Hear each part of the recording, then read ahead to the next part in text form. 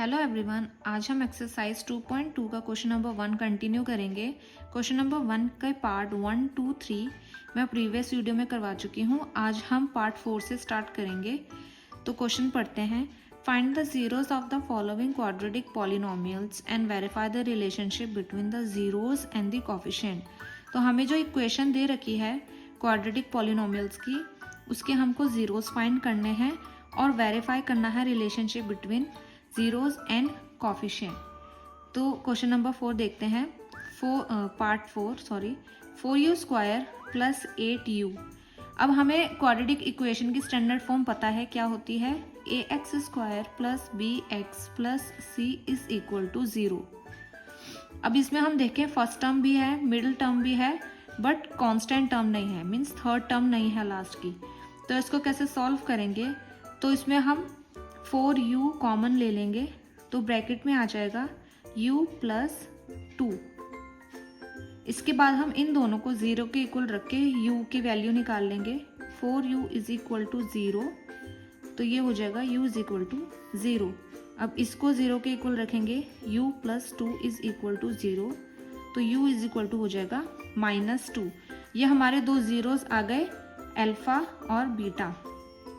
अब हमको जीरो और कोफिशिएंट की रिलेशनशिप वेरीफाई करने के लिए सम ऑफ जीरोस निकालना होता है और प्रोडक्ट ऑफ जीरोस निकालना होता है। सबसे पहले हम सम ऑफ जीरोस निकालेंगे। Alpha plus beta is equal to -b upon a। -b coefficient of x, a coefficient of x square. अब वैल्यूज पुट करेंगे। 0 प्लस बीटा की वैल्यू है -2 माइनस b।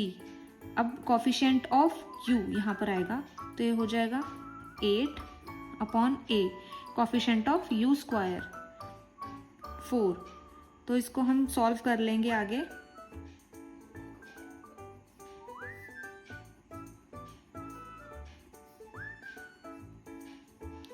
तो ये आ गया -2 इज इक्वल टू -2, ये equal आ गया। अब हम प्रोडक्ट ऑफ जीरोस निकालेंगे। Alpha into beta is equal to constant term upon coefficient of x square. यहाँ पे क्या आएगा? Coefficient of u square. तो वैल्यूज पुट करेंगे। Alpha 0, beta -2 is equal to c। Constant term अब यहाँ पे नहीं है, तो हम यहाँ पे कॉन्स्टेंट टर्म की जगह 0 लिख देंगे। a coefficient of u square, तो 4 आ जाएगा। 0 इंटू 2 करेंगे तो 0 आएगा, और 0 अपॉन 4 करेंगे तो ये भी 0 आएगा।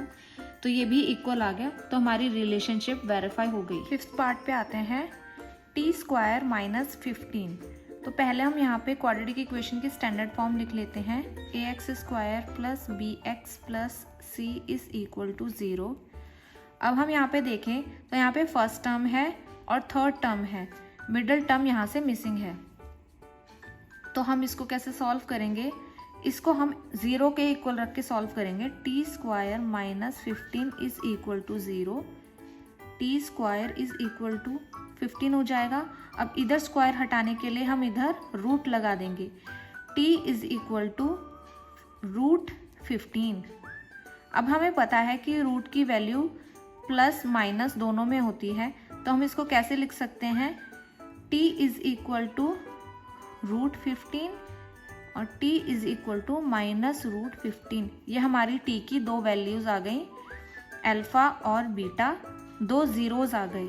अब हम इसको रिलेशनशिप वेरीफाई करना है, तो हम इसके अल्फा प्लस बीटा निकालेंगे। Alpha plus beta is equal to -b upon a। Values put कर देंगे। √15 plus -√15 is equal to -b। अब यहाँ पे मिडिल टर्म तो है नहीं, कोफिशिएंट ऑफ x, तो यहाँ पे उसकी जगह हम क्या लिख देंगे? 0।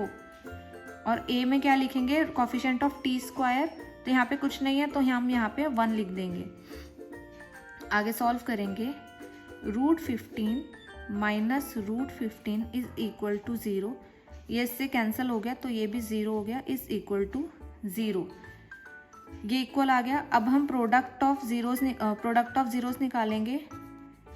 Alpha into beta is equal to c upon a, constant term upon coefficient of x square. Values put कर देंगे। अल्फ़ा की वैल्यू है √15 इंटू बीटा की वैल्यू है -√15 is equal to constant term है यहाँ पे -15 upon a coefficient of x square, यहाँ पे होगा कोफिशिएंट ऑफ टी स्क्वायर। तो यहाँ पे टी के आगे कोई वैल्यू नहीं है तो हम यहाँ पे 1 लिख देंगे। तो सॉल्व करेंगे आगे इसको। √15 इंटू -√15 इज इक्वल टू -15। अब ये √15 इंटू √15 करेंगे तो बाहर हमारा आ जाएगा खाली 15 इज इक्वल टू -15। ये भी हमारा इक्वल आ गया, हमारी रिलेशनशिप वेरीफाई हो गई। पार्ट पे आते हैं। 3x² - x - 4। अब ये क्वाड्रेटिक इक्वेशन के स्टैंडर्ड फॉर्म में है तो इसको हम फैक्टराइजेशन मेथड से सॉल्व करेंगे। तो सबसे पहले हमें पता है क्या करना होता है कि फर्स्ट टर्म की कांस्टेंट टर्म को थर्ड टर्म से मल्टीप्लाई करना होता है। तो ये हो जाएगा 3 इंटू -4 इक्वल टू -12। अब हम इस -12 के ऐसे दो फैक्टर्स करने हैं जो मल्टीप्लिकेशन करने पर 12 आए और एडिशन सब्ट्रैक्शन करने पर 1 आए। तो ये हो जाएंगे 3 और 4। इसको हम लिख लेंगे यहाँ पे 3x² + 3x - 4x - 4। अब हम यहाँ से 3x कॉमन ले लेंगे। 3x ब्रैकेट में आ जाएगा x + 1। यहाँ से हम -4 कॉमन ले लेंगे तो ब्रैकेट में आ जाएगा x + 1। अब हम लिख लेंगे इसको आगे 3x - 4 एक ब्रैकेट में और x + 1 एक ब्रैकेट में। अब इन दोनों को 0 के इक्वल रख के x की वैल्यू निकालेंगे। 3x - 4 is equal to 0, 3x is equal to 4, x is equal to 4/3। अब इसको भी 0 के इक्वल रखेंगे। x + 1 is equal to 0, x is equal to -1। यहाँ से हमारी दो वैल्यूज आ गई x की, दो जीरोज आ गए हैं। ये आ गया अल्फा और ये बीटा। अब हम सम ऑफ जीरोज निकालेंगे। Alpha + beta is equal to -b/a। Values put कर लेंगे। अल्फा की वैल्यू है 4/3 प्लस बीटा की वैल्यू है -1 is equal to -b coefficient of x।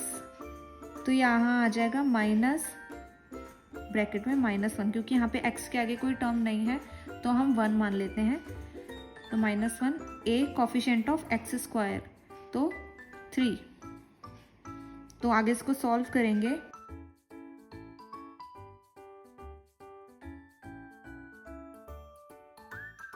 ये हमारा 1/3 इज इक्वल टू 1/3 आ गया इक्वल। अब हम प्रोडक्ट ऑफ जीरोस निकालेंगे। Alpha into beta is equal to c/a। Values put कर लेंगे। अल्फा है 4/3, बीटा है -1 इज इक्वल टू c होता है कांस्टेंट टर्म। यहाँ पे कांस्टेंट टर्म है -4/a कोफिशिएंट ऑफ x², 3। इसको सॉल्व कर लेंगे। ये हमारा आया -4/3 इज इक्वल टू -4/3। ये हमारा इक्वल आ गया और हमारी रिलेशनशिप वेरीफाई हो गई। और इसी के साथ हमारा क्वेश्चन नंबर 1 भी कंप्लीट हुआ। ऐसे ही मैथ्स के और वीडियोस देखने के लिए please do like, share and subscribe to my channel.